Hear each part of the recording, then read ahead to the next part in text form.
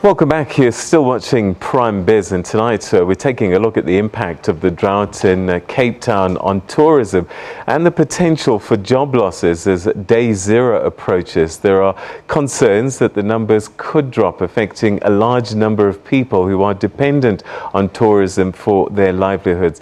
1.2 million tourists visit Cape Town annually, spending approximately 40 billion rand, supporting around 200,000 jobs. Well, to discuss this, I'm now joined by the CEO of the South African Tourism, Sisa Ntshona, and the Vice Chair of Tourism Business Council, as well as the COO of Tsogo Sun, Ravi Nadasen. Thank you very much for joining us, gentlemen, and welcome to the program. Thank you for having us. Good evening. All right, let me start with you, Sisa.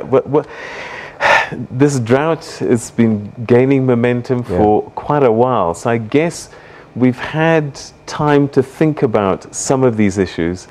What have we put in place readying ourselves for this so that we don't affect tourism?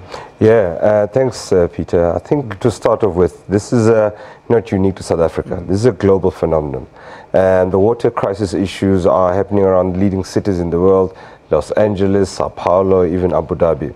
However, right now, South Africa is literally resetting the benchmark as to how global cities respond to water crisis. What you're seeing in Cape Town basically is in essence starting to create the new norm. Whether we have floods and it rains tomorrow, things will never be the same. We've got to change our relationship that we have with water. It's a finite resource. And essentially what we're saying to global tourists, both internationally and in South Africa, we're still saying to them, Cape Town is open for business. Still do come to Cape Town. However, be mindful and acutely aware of the water crisis issue and adhere by some of the guidelines that have been set there. All right, and that's where you step in. I mean, you rent out rooms and a lot of people visit. And one of the things I first saw when I went to Cape Town is that there was no plug in the bath. And so there's been measures that as hotel groups you've had to implement.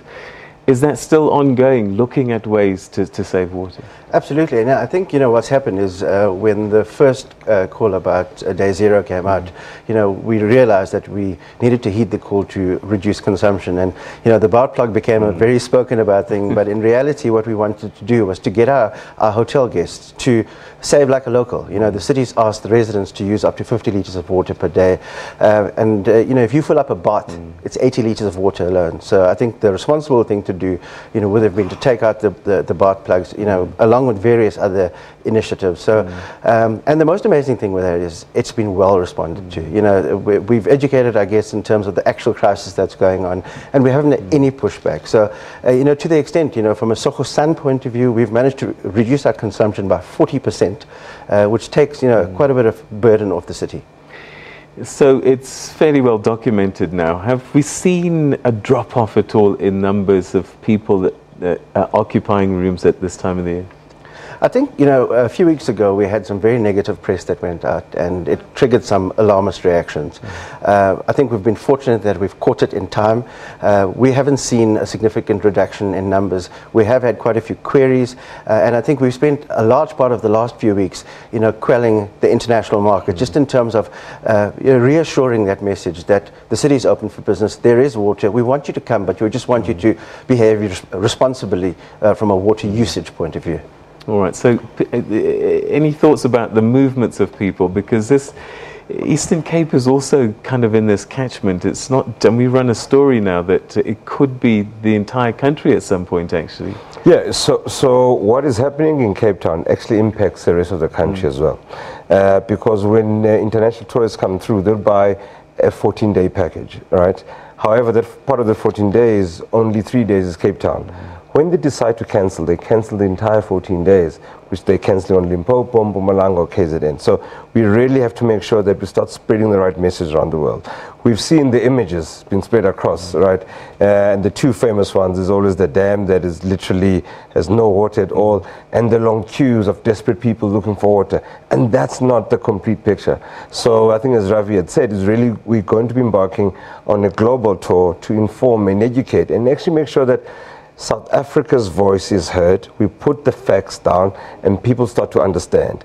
Secondly, as well, that this is actually the new norm of global tourism. Right? That what is happening here in a year's time, in 6 months' time, is happening around the world as well. I've got all my counterparts from California, from even in the East, wanting to know how we're handling this, because it's almost a playbook for them as well in terms of how we recalibrate a tourist relationship with water. How close are we to losing jobs? Are we perilously close? I think, we've been quite fortunate in that the alternative water augmentation has been well underway for quite a long time. I mean, again, from a Tsogo Sun point of view, one of the most exciting things that we're doing at the moment is the installation of a desalination plant that effectively takes 1,400 rooms off the grid.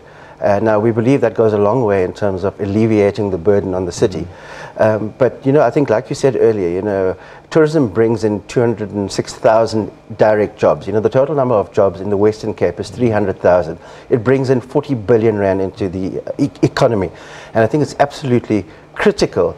And that message starts with us from a South African point of view. I think from a domestic point of view, it's absolutely important. We've heard so many horror stories in the last couple of weeks of people believe that they're doing the right thing by not going to Cape Town to alleviate the pressure on the city and using up the city's precious water resources. The reality is that international tourists at any given time make up 1% of the volume of people in Cape Town. If you add local travelers to that, it goes to 2.5%. And at its peak, so in the busiest time in Cape Town, tourists make up 5% of the volume of people. So if you just quickly do the maths on that, they're 5% of the volume. They bring in 40 billion rands worth of revenue. So, they're doing more harm by not going to the city. Are we doing anything to, I don't know, create a water zone for visitors so these hotels get extra water given the fact that they're bringing in so much money? So part of the phenomenon that we've seen around international tourists is that it's all about immersion. They want to be like a local, act like a local. We have been getting quite a lot of questions around the moral question. Should I still go to Cape Town whilst there's a water scarcity? And we're saying absolutely, we want to, and I think for the reason that Ravi has said. However, at times we need a crisis that actually hits us on the head to recalibrate. And then I like to refer back in terms of load shedding as an example, where literally we had to put in a situation of darkness for us to come up with innovation and reduce electricity consumption. Now, if you look at the water situation in Cape Town, relative to last year, right, the water consumption by local is reduced by 40%. Right? So it can be done. We want more of it to be done so that we can start to manage the resource. Innovations have to come through. We are being asked questions, do major events still happen in Cape Town or not? One example of this is the Cape Town cycle tour as an example. 35,000 people descend on Cape Town. And guess what's happened around there is that the event is going to be water neutral, because all of the people, attendants, they've organized to bring their own water. The strangest thing, 45 minutes away in Elgin, there's plenty of water there, right? So therefore, it's just the Cape Town belt that is a bit dry, but Hermanus, water there as well. So how do we start to water move into the areas and make sure that the events leave the economic benefit without harming the water situation there? All right, and I suppose, this is going to be on YouTube. People are going to watch from around the world. Yes, we're water conscious, but the holiday experience remains the same. Absolutely. I mean, there is no difference. The destinations are all open. The hotels are open for business. The iconic destinations that people come to Cape Town for, the Table Mountains, the waterfronts, the Robben Islands. There is no change to the experience. The visitor experience in Cape Town remains world class and will continue to do so. I think the city's reassurance of the CBD and business zones remaining uninterrupted also goes a long way in terms of reassuring international and local travelers that we're open for business. So if day zero does come for whatever reason, what do we do? Is there a plan? Day what? Day zero. Look, I mean, day zero has been really been hyped up. It's like an Armageddon, right? That the world will end in day zero. And essentially what day zero means is that this is when I think the water reserves trigger something like 13%.